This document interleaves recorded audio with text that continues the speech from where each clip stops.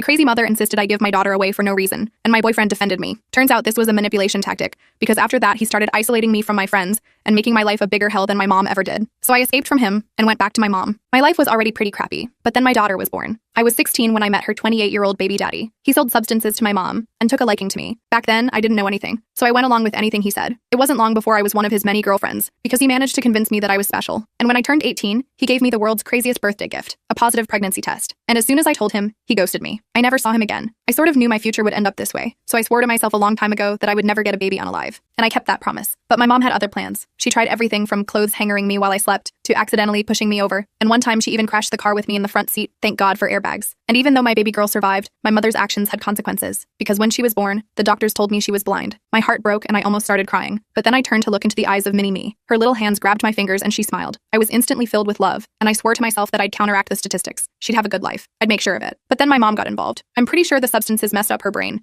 because she couldn't stand the idea of me not spending as much time with her anymore. She'd genuinely get upset at me if I turned down hanging out with her because I had to watch my baby. I tried to couch surf for a while to get away from her, but that didn't work because bears over men. Either way, I moved back in with my mom, and that's when she got a whole lot worse. She started doing things to mentally break me. She'd do everything to convince me I was a bad mother and how low my odds were. Did you know that the chances of a kid having a good life if they have a single teenage parent are just 12%? Hey, I read that kids with disabilities have a 9 times higher likelihood of being bullied to sewer slide. I think you should give her away. You're not ready for that kind of trauma yet. These were the kinds of things she told me often, but I still persevered. I took all her negativity and threw it into the bin every time. I cried a lot, but I never let her catch me. My baby grew, and she grew happy, because she always had her mama. But as she grew, there was just one thing on my mind. I knew if I didn't teach her Braille early, she had an 85% chance of being unemployed, and even eventually dying alone. The odds weren't good, especially as my mom began stealing from me to fund her addiction. But then I met Jack, and he saved me and my baby from my mom. Well, kinda. Because after what he did to us, I'm not even sure if it was worth it. So like I said, I couldn't finish the story in this short video. But let me get right back to what happened with Jack. I met him at a support group for parents of kids with disabilities. He was this tall guy with glasses who worked as a special education teacher at the local elementary school. He specialized in teaching kids with visual impairments, which instantly caught my attention. At first, I was just desperate for any help with teaching my daughter Braille. The local resources were basically non-existent, and my mom wasn't exactly rushing to learn the alphabet herself. Jack offered to help us right away. He came over twice a week after work to teach my daughter the basics while also showing me how to continue the lessons. My mom hated him from day one. She would make these passive-aggressive comments whenever he was around, but Jack never seemed bothered by it. He just kept showing up reliably, week after week. After about a month of these lessons,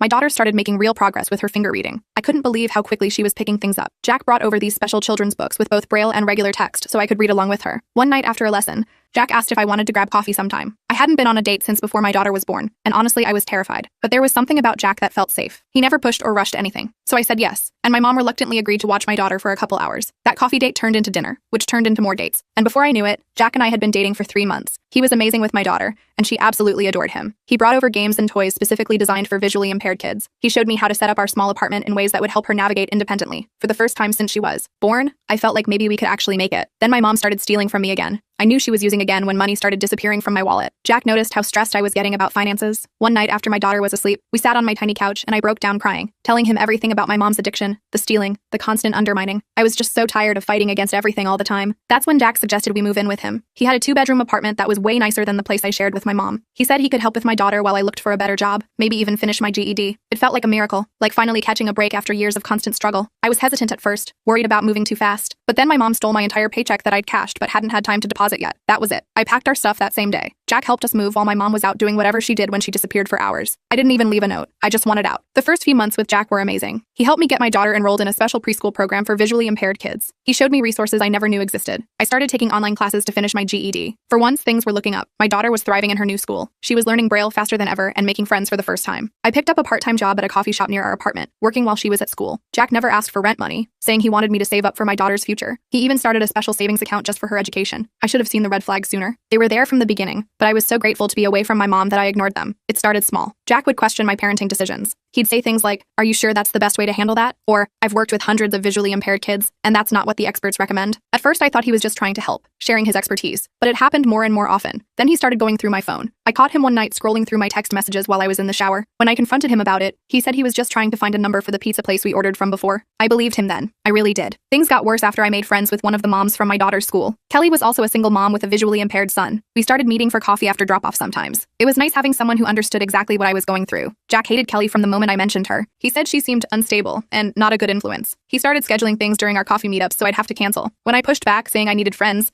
He accused me of prioritizing my social life over my daughter's needs. That's when the financial control started. Jack suggested that since he was paying for all the housing expenses, maybe I should let him handle the household budget too. It made sense at the time. He was more financially stable, had better credit, knew how to invest. So I agreed to deposit my paychecks into our joint account. I didn't realize that meant I'd have to ask permission before buying anything, even a cup of coffee. If I spent money without telling him, he'd question me about it for hours. The day Kelly slipped me a pamphlet about domestic abuse was the day I realized how bad things had gotten. We were at a playground watching our kids, and she waited until Jack went to the car to get something. She handed me this folded paper and said, "I'm not saying this is you, but just read it when you're alone." I stuffed it in my pocket quickly. Later, I read it locked in the bathroom while Jack was watching TV. Every single warning sign on that list applied to my relationship with Jack. Financial control, isolation from friends and family, constant criticism, monitoring phone and social media, making me doubt my own judgment. I felt sick to my stomach. That night, I pretended everything was normal, but my mind was racing. I couldn't just leave. I had nowhere to go. My mom wasn't an option. I had no money of my own since everything went into the joint account that Jack controlled. I'd have to be smart about this. I had to make a plan. I started skimming small amounts of cash from my tips at the coffee shop, hiding it inside a tampon box where I knew Jack would never look. I reached out to Kelly using a fake email account I created on a library computer. She helped me contact a women's shelter that had experience with kids with disabilities. I slowly gathered important documents and small mementos, things we couldn't leave behind. My daughter's medical records, her special toys, the baby book I'd kept since she was born. I hid these things at Kelly's house, bringing them over a few at a time when I'd visit with my daughter. Jack got more controlling as time went on. He started dropping by the coffee shop during my shifts to surprise me. He installed a tracking app on my phone for safety. He suggested I quit my job to focus on my online classes, saying he'd support us financially. I knew if I quit, I'd lose what little independence I had left, so I made excuses about needing the social interaction. The breaking point came when my daughter started having nightmares.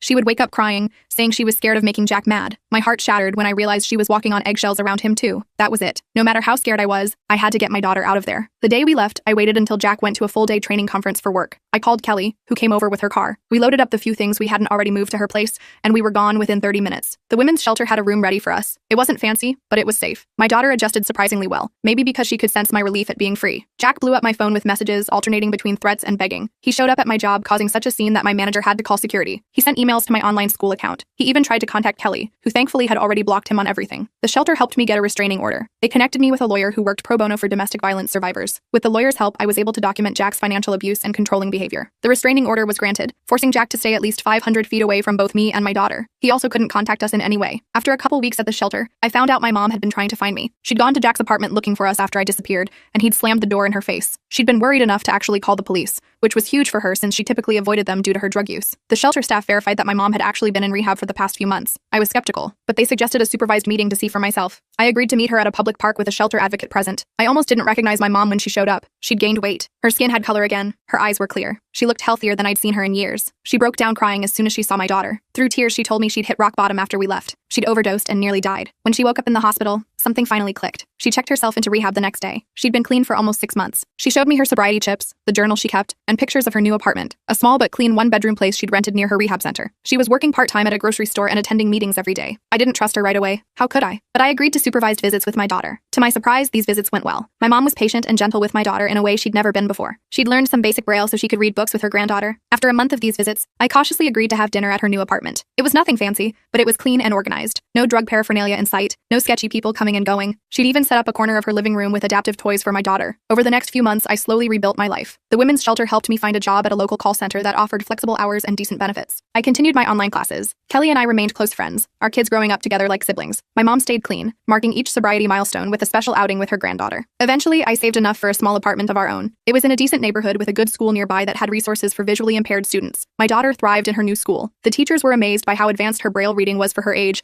thanks to all the early intervention. As for Jack, he eventually moved to another state after the restraining order became permanent. I heard through mutual acquaintances that he found another single mom to rescue. I hope she sees the red flags sooner than I did. My mom's journey to sobriety wasn't always smooth. She had one relapse about a year after we reconnected. It scared me enough that I nearly cut her off again, but she immediately checked herself back into rehab, and that time it seemed to really stick. She became a steady presence in our lives, babysitting my daughter while I worked or studied. She even started volunteering at a recovery center, sharing her story to help others. Last year, I finally got my GED. My mom and daughter were in the audience at the ceremony, cheering louder than anyone. I'm now taking community college classes, working toward a degree in social work. I want to help other families like mine navigate the complicated systems of support for kids with disabilities. My daughter is 8 now. She reads Braille faster than I can read print. She's learning to play the piano and is obsessed with science. She navigates our apartment completely independently and has started using a white cane to explore outside. Sometimes when I watch her confidently moving through the world, I think about those statistics my mom used to quote at me. The 12% chance of success for kids with single teenage parents. The employment challenges for visually impaired people. All those numbers meant to make me give up. But we beat those odds. We rewrote our story. It wasn't easy, and it didn't happen overnight. There were plenty of times I wanted to give up. Times when I questioned whether I was strong enough to keep fighting. But each time I looked at my daughter, her determination, her joy, her resilience, I found the strength to keep going. I'm not saying our lives are perfect now. We still have challenges. Money is still tight sometimes. My daughter still faces barriers that other kids don't. I still have trust issues from everything with Jack, but we're stable. We're safe. We're moving forward. My mom recently celebrated 3 years of sobriety. We had a small party at our apartment with cake and balloons. My daughter made her a card in Braille that my mom has proudly displayed on her refrigerator. As for me, I've started dating again, very cautiously. Kelly introduced me to her brother, who's a special education teacher at a different school. We've been taking things extremely slowly. He understands my hesitation and never pushes for more than I'm ready to give. He's great with my daughter, teaching her how to swim at the community pool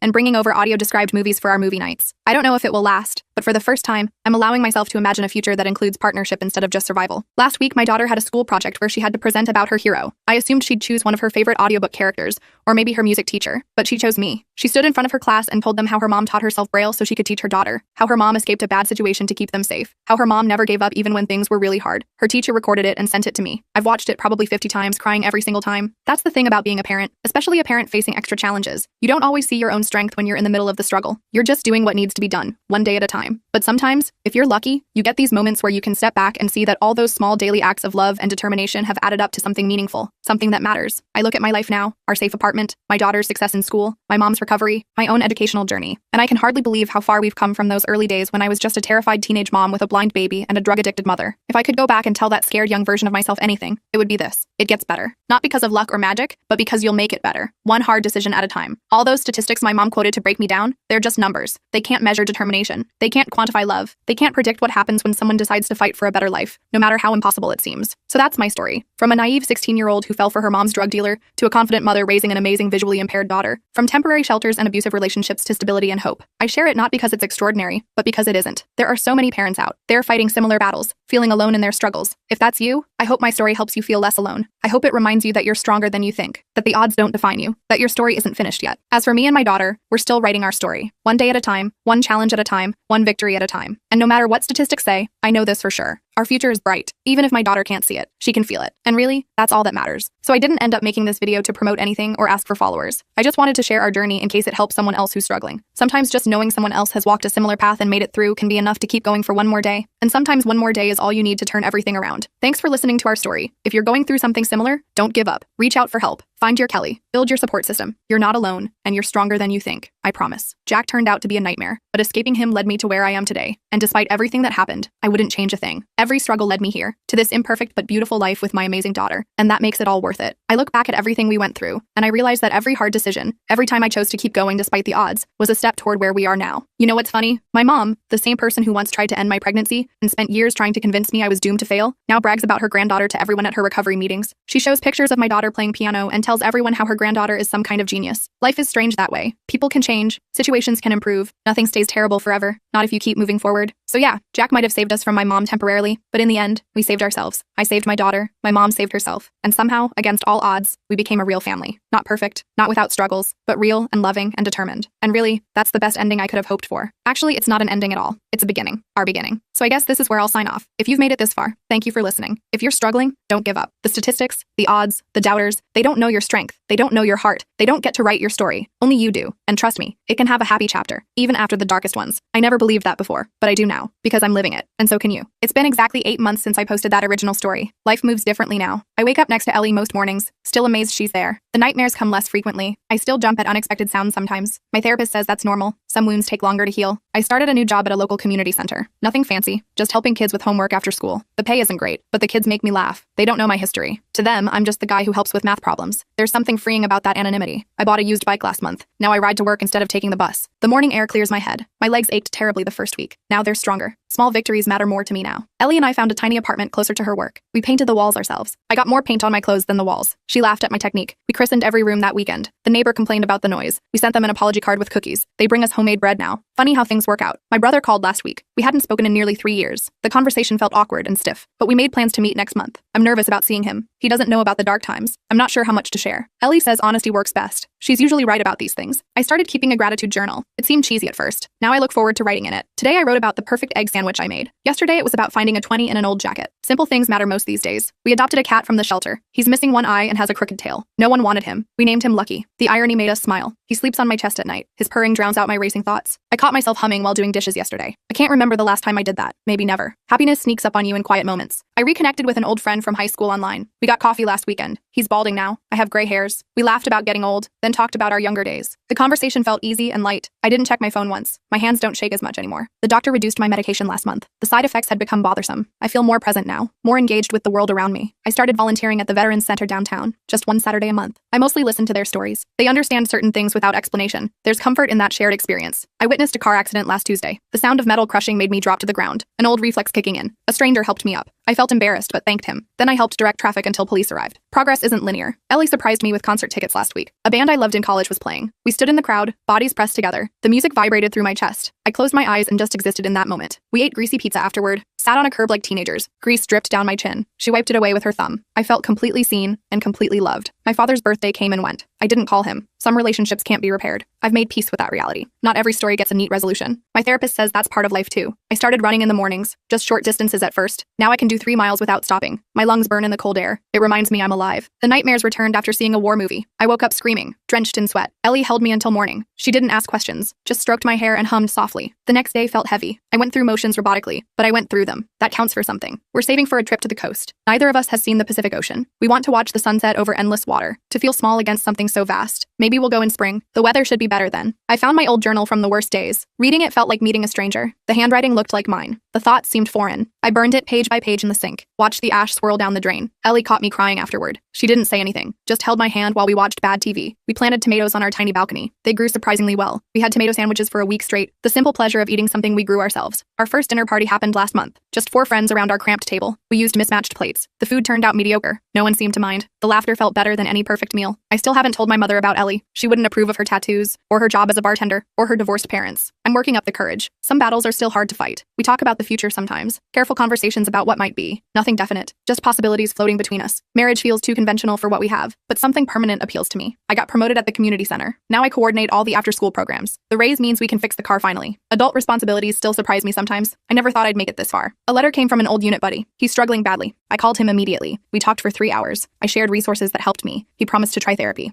I check on him weekly now. Some burdens we carry for each other. Ellie got offered a management position at the bar, better hours and better pay. We celebrated with cheap champagne. She looked so proud telling me the news. I felt proud too. Our successes feel shared now. The neighbor's kid asked me to teach him chess. Now we play every Sunday afternoon. He beats me occasionally. His strategic mind impresses me. I wonder if I was ever that bright. Probably not. My nightmares changed recently. They're less about what happened there, more about losing what I have now. I wake up reaching for Ellie, making sure she's real. The fear of loss never fully leaves. It just transforms. We went camping last weekend, slept under stars brighter than city lights. The silence felt enormous at first, then comforting. I made coffee over a campfire. It tasted better than any fancy cafe brew. We hiked 5 miles to a waterfall. The path was steeper than expected. My knee ached from an old injury, but seeing water cascade over ancient rocks made it worthwhile. We swam in the cold pool below. The shock of cold water reset something in me. I returned feeling cleaner somehow, not just physically. Lucky the cat had to see a vet. Cost us more than expected. We ate ramen for a week afterward. Neither of us complained. Some priorities shift naturally. I started drawing again. Just simple sketches in a small notebook. Nothing gallery worthy. But the act of creating feels important. Ellie hung one on our refrigerator. Her pride seemed disproportionate to the quality. That's love, I suppose. We registered to vote together, discussed candidates over breakfast, disagreed on some issues, found common ground on others. The ability to disagree without fear feels like freedom. I still struggle with crowds sometimes. The farmer's market downtown overwhelmed me last Sunday. Too many people. Too many sounds. I had to leave quickly. Ellie didn't question it. She just followed me out. We got ice cream instead. My brother's visit went better than expected. He seemed genuinely interested in my life. We talked about dad a little, avoided the harder topics. Small steps toward rebuilding something meaningful. He liked Ellie immediately, called her a keeper when she went to the bathroom. He wasn't wrong. The anniversary of my darkest day came and went. I took flowers to the Veterans Memorial, sat there alone for an hour, not talking, not crying, just remembering faces of those who didn't make it back. I honor them by living fully now. That evening, we had friends over. I laughed until my sides hurt. Life contains multitudes like that. I fixed our landlord's leaky sink. He reduced our rent by $50. Small kindnesses exchanged between people all the time. I notice them more now. The world seems less hostile when viewed through that lens. We found a free couch on the street corner, carried it 5 blocks to our apartment. It has a small tear on one cushion, otherwise perfect. Sometimes the universe provides exactly what's needed. My mother finally called, asked if I'd come home for Thanksgiving. I said we would. Used the word we deliberately. She didn't ask questions, but she heard me. Progress comes in small moments. I had a panic attack in the grocery store. The fluorescent lights suddenly seemed too bright. My heart raced uncontrollably. uncontrollably. A store employee helped me outside, stayed with me until I could breathe normally. Strangers show unexpected kindness sometimes. Ellie and I had our first big fight. She thought I was withdrawing again. I thought she was pushing too hard. We both said things we regretted. I slept on that free couch. She took the bed. The distance felt enormous, unbearable. I knocked on the bedroom door at midnight. We talked until sunrise, made love as the room filled with morning light. Some bridges must be crossed together. The community center lost funding for one program. I had to let 2 part-time employees go. The responsibility weighed heavily. I wrote them glowing recommendation letters, bought them lunch on their last day. Leadership comes with difficult choices. I started building a bookshelf from scratch, watched YouTube tutorials on woodworking. The first attempt looked terrible. I started over. The second turned out better. Now it holds our growing collection of paperbacks. Imperfect but functional, like most things worth having. We celebrated my birthday quietly. Just dinner at my favorite restaurant, then cheesecake at home. Ellie gave me a watch that belonged to her grandfather. Said strong men had worn it before me. I couldn't speak past the lump in my throat. Some gifts mean more than words can express. I saw my old commanding officer at the grocery store. He didn't recognize me at first, then hugged me awkwardly, asked standard questions about life, didn't mention what happened. Maybe he didn't remember. Maybe he wanted to forget too. Either way, the encounter left me unsettled. I applied for a small business loan. Want to start a program helping veterans learn trade skills. The bank wants more paperwork, more proof of concept. The process feels overwhelming sometimes, but the vision keeps me motivated. I keep moving forward. Ellie got hit on by a customer at work. He grabbed her wrist when she walked away. She handled it professionally, had him removed by security, told me about it matter-of-factly. I felt rage bubble inside me, wanted to find him, hurt him. The old violent impulses surfaced quickly. I took a long walk instead, practiced breathing techniques, came home calmer. She was proud of my restraint. Progress happens in invisible moments. We spent a weekend helping her sister move, carried heavy furniture up 3 flights of stairs. My back protested loudly, but the gratitude on her sister's face made it worthwhile. Family expands in unexpected ways. I found myself included naturally. My therapy sessions decreased to twice a month. The therapist says my progress exceeds expectations. I still have difficult days, but they no longer derail weeks. I manage the waves more skillfully now. Recovery isn't an endpoint, it's a practice. Daily choices toward healing. I registered for a community college class, just one course in business management. The classroom felt strange at first, being surrounded by younger students. Their energy infected me gradually. Now I look forward to Tuesday evenings. Learning feels like a privilege now, not an obligation. Ellie and I discussed children theoretically,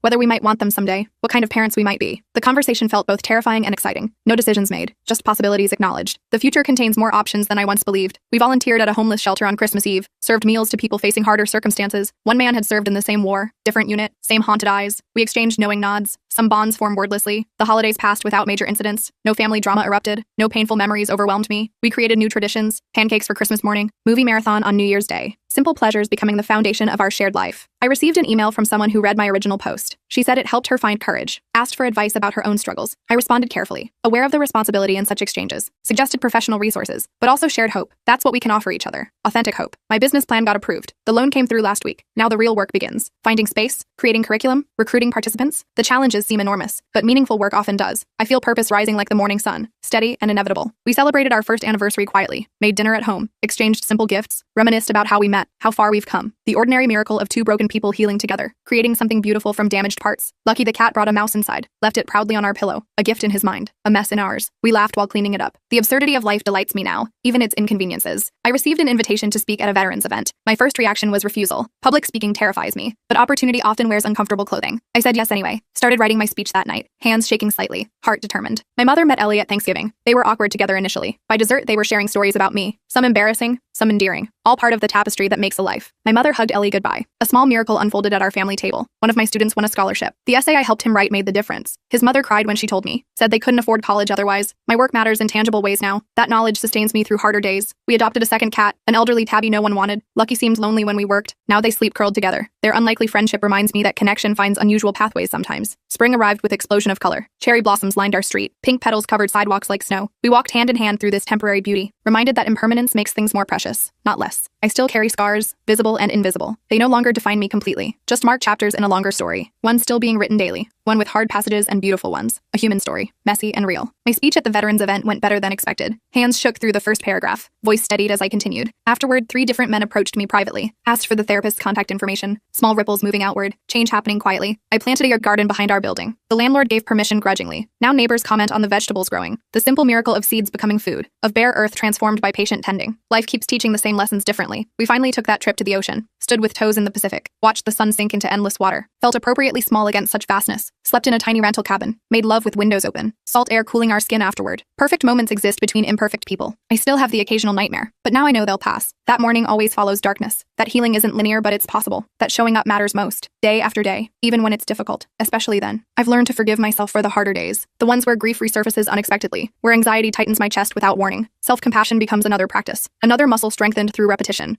through conscious choice. My business officially opened last month, a modest space, 5 veterans enrolled in the first class, teaching carpentry skills and business basics, providing community alongside practical knowledge. The work exhausts and fulfills me simultaneously, exactly as it should. Ellie got accepted to graduate school. She'll study psychology while working part-time. Her enthusiasm brightens our home. Her ambition inspires my own. We support each other's dreams without resentment. Partnership in its truest form. I still read posts from others struggling. Remember the darkness that nearly consumed me. Respond when I can offer genuine help. The community that saved me needs members giving back. The cycle continues person by person, connection by connection, hope spreading quietly. I've learned that happiness isn't constant euphoria. It's presence in each moment, appreciation for simple pleasures, awareness of beauty amid ordinary days. It's feeling everything fully, the painful and the pleasant, living without emotional armor. That's the truest freedom I've found. So if you're still in that dark place I described originally, know this: the light returns differently for everyone. Your path won't mirror mine exactly, but change becomes possible when we stay, when we face each day, when we accept help, when we do the work. I couldn't imagine this life back then. Could never have predicted these ordinary miracles, these quiet joys stacked day upon day, this peace I've found within myself, this love that entered unexpectedly, this purpose that guides my actions now. Life surprises us with its capacity for renewal, with second chances disguised as ordinary days, with healing that happens breath by breath, moment by moment, choice by choice, until one day you realize you're living instead of just surviving. And that makes all the difference. I woke up this morning feeling different somehow. The sunlight hit my face just right through the blinds. I stretched and actually smiled before my feet hit the floor. That's new for me. I used to dread mornings. I used to dread most things, actually. But today, I just felt good. I made coffee the slow way, with the pour-over thing my sister gave me last Christmas. Never used to take the time. Always rushed for the instant stuff. But the ritual felt nice, warming the mug with hot water first, measuring the beans. The grinding sound filled my small kitchen. The steam rose as I poured the water in circles. I took that first sip and just stood there, actually tasted it for once. Then I noticed my plants needed water. 3 small succulents on the windowsill. Gifts from myself to myself. Little promises I was making. I'll keep you alive. I'll stick around. I'll notice when things need attention. I watered them each carefully. Their soil had gotten dry. Just like me, I thought. They needed consistent care. I showered without rushing. Let the hot water run down my back. Felt the tension melt away. I used to shower like it was a race. In and out in 3 minutes flat. Today I stood there for 10, maybe 15. My phone buzzed on the counter. A text from Sam asking about weekend plans. I surprised myself by actually wanting to say yes. I texted back, "Sounds good. I'm in." I got dressed in clothes that weren't just functional. A blue shirt I'd forgotten I owned. It brought out my eyes, or so I'd been told once. I made my bed with care. Hospital corners like my grandmother taught me. It's a small thing, but it matters somehow. I fed my neighbor's cat who visits every morning. She rubbed against my legs and purred. Small joys. Free ones. The walk to work felt different too. I noticed a mural I must have passed 100 times. Bold colors and sweeping lines. A woman's face looking skyward. How had I missed that before? I stopped to really look at it. Took a picture even. People rushed past me on their way to somewhere important. I used to be them. Always rushing. Never seeing. The coffee shop on the corner had a new sign. "Today's a good day for a good day." Corny, but it made me smile. I went inside instead of hurrying past. Ordered a second coffee and actually spoke to the barista. Asked her name. It was Maya. She had worked there for 2 years. I'd never noticed her before. My phone buzzed again. My boss asking if I could come in early. 6 months ago, I would have said yes automatically. Today I said I'd be in at the regular time. Small boundaries. Small acts of self-respect. I found a bench in the small park near my office. Sat for 15 minutes just watching. A man walking 5 identical dogs. A child learning to ride a bike. An elderly couple holding hands. My coffee cooled as I sipped it slowly. For once, I wasn't filling the space with noise. No podcast. No scrolling. Just being present. I arrived at work exactly on time. Smiled at the security guard. Learned his name was Joseph. He'd worked in the building for 12 years. Had 3 grandkids. Loved fishing. How had we never really talked before? My desk looked different somehow. Same photos. Same plant slowly dying. Same stack of files. But I saw it with new eyes. I rearranged things slightly. Threw away old sticky notes. Wiped down the surface. Small acts of care. My coworker Tim stopped by to chat. Usually I'd give short answers. Keep my head down. Today I actually engaged. Asked about his weekend. He seemed surprised but pleased. Told me about his daughter's soccer game. I actually listened instead of waiting to speak. The morning meeting felt different too. I spoke up about the Johnson project. Offered some thoughts. My boss nodded approvingly. Colleagues actually wrote down what I said. I used to try to be invisible in these meetings. Small steps toward being seen. Lunch came around quickly. I usually eat at my desk, working through the break. Today I went outside. Found a sunny spot on a bench. Watched people go by as I ate my sandwich. A text from my sister popped up. "How are you really doing?" she asked. "Better," I replied honestly. "Actually better." She sent back a heart emoji. Simple, but it meant everything. The afternoon dragged a bit. Old habits of watching the clock. But I focused on each task fully. Completed reports with attention to detail. Organized my files with care. Even cleaned out my email inbox. Small victories. Then 5 o'clock arrived suddenly. I shut down my computer completely. Left nothing urgent for tomorrow. Walking home, I took a different route. Past shops I'd never seen before. A bookstore with cats in the window. A small bakery with handwritten signs. A music store with guitars in the display. I went into the bakery on impulse. Bought a single cupcake with blue frosting.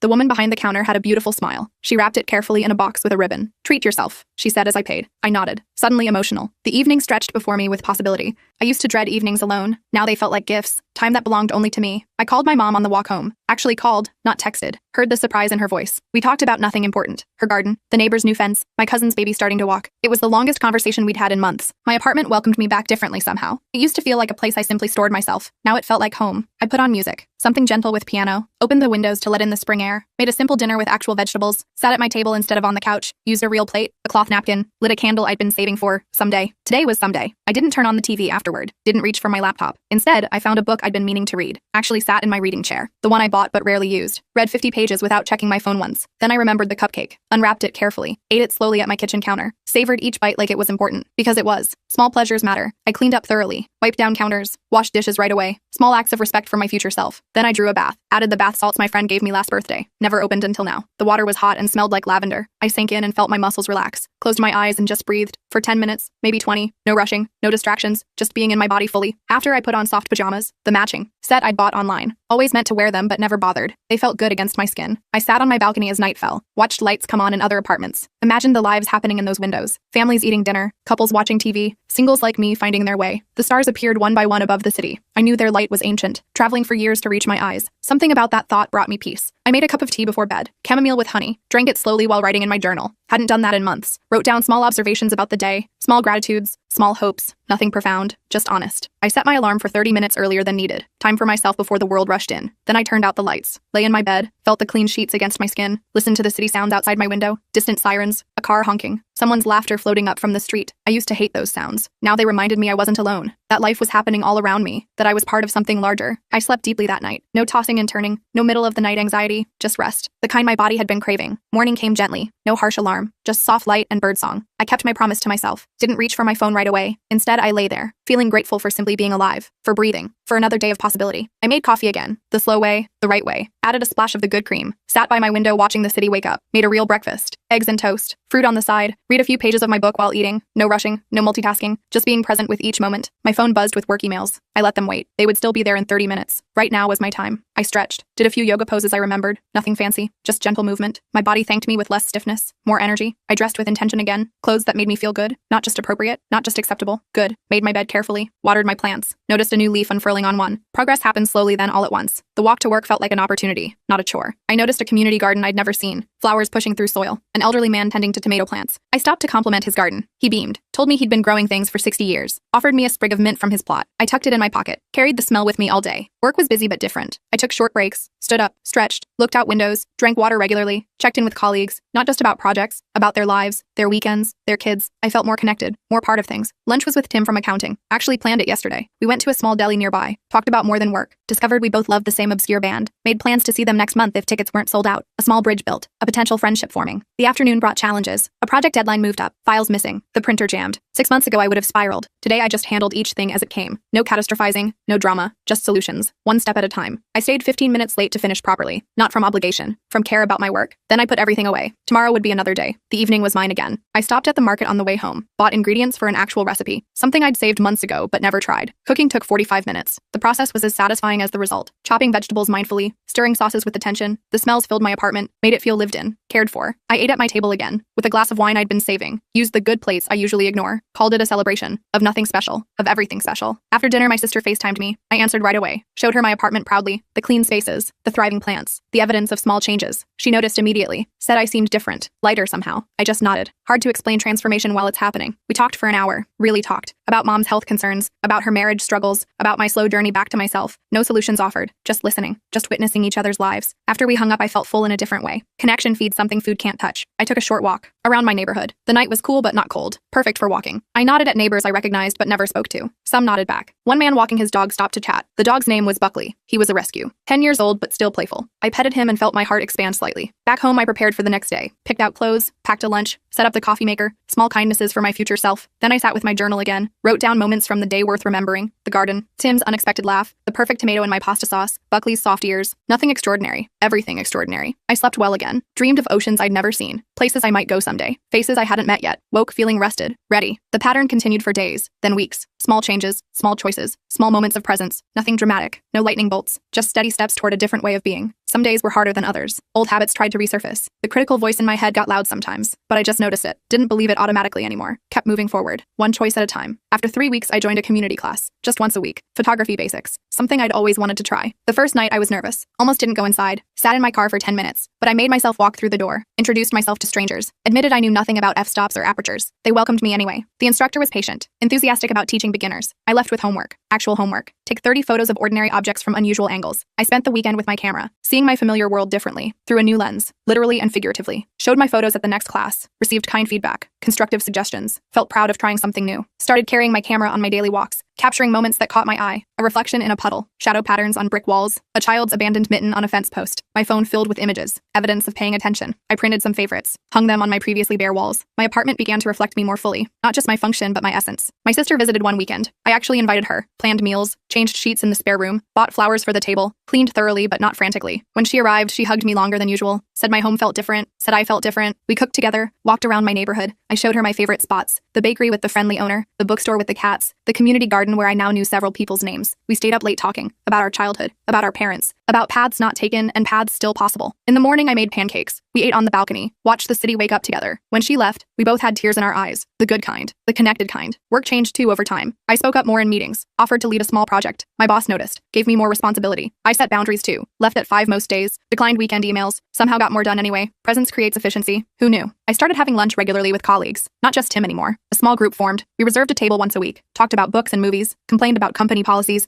celebrated small victories, became something like friends. One Friday, they invited me for after-work drinks. I said yes without hesitation. We went to a small bar nearby, had 1 beer each, laughed about office politics, shared stories about worst first dates. I told them about my photography class, showed them some pictures. They seemed genuinely impressed, asked thoughtful questions. I walked home feeling lighter. Belonging even in small doses heals something deep. Spring turned to summer. I kept my windows open most evenings, let the sounds and smells of the city in. Started growing herbs on my balcony, basil and mint, rosemary and thyme, used them in cooking, gave small bundles to neighbors. The elderly woman next door brought me tomatoes from her daughter's garden in exchange. We started having tea together once a week. She told stories about the neighborhood decades ago, about raising children as a single mother, about losing her husband young, about building a life anyway. I listened and learned. Wisdom comes in unexpected packages. Summer brought new routines. Morning walks before the heat set in. Weekend visits to farmers markets. A community cleanup I volunteered for. Met more neighbors that way. Exchanged phone numbers. Made loose plans for future coffees. My world expanded in small concentric circles. I called my parents more regularly. Actually visited one weekend. Drove the 3 hours without complaint. Arrived with groceries and their favorite dessert. Helped dad with yard work. Sat with mom looking through old photos. Slept in my childhood bedroom. Felt both strange and comforting. Left on Sunday feeling connected rather than drained. At work, I got a small promotion. Nothing dramatic. Better title. Modest raise. More interesting responsibilities. Colleagues congratulated me sincerely. I felt worthy of it for once. Capable. Growing. My photography improved with practice. I invested in a better lens. Took day trips to nearby state parks. Captured landscapes. Wildlife. Fellow hikers with their permission. Posted some images online. Received encouraging comments. Joined a local photography group. Started meeting monthly to share techniques. Compare equipment. Plan outings. Found myself looking forward to it eagerly. As fall approached, I realized something profound. Without dramatic intervention. Without grand gestures. Without uprooting my entire life. Things had fundamentally changed. I had fundamentally changed. Through daily choices, through small habits, through paying attention. My apartment now felt truly mine. Photos on walls, books actually read on shelves, plants thriving on every windowsill, evidence of hobbies and interests visible, spaces for different activities clearly defined. A home rather than just housing. My body felt more mine too. Not through dramatic transformation, not through punishing routines, just through care and attention, regular movement, thoughtful nourishment, adequate rest, moments of pleasure. My relationships had deepened, new ones had formed, old ones had healed or evolved. I had friends now, actual friends, people who knew my coffee order, who texted just to check in, who saved articles they thought I'd enjoy. My work felt purposeful, not world-changing perhaps, but meaningful in its own way, done with integrity, with attention to detail, with consideration for others, with appropriate boundaries. One evening in late September, I sat on my balcony. The air had that perfect crispness, not cold yet, just fresh. I wrapped a soft blanket around my shoulders, sipped tea with honey, watched the sunset paint the sky in impossible colors, felt something settle in my chest, a recognition. This was what those words meant all those months ago. This was living instead of surviving. This was the difference. No dramatic storyline.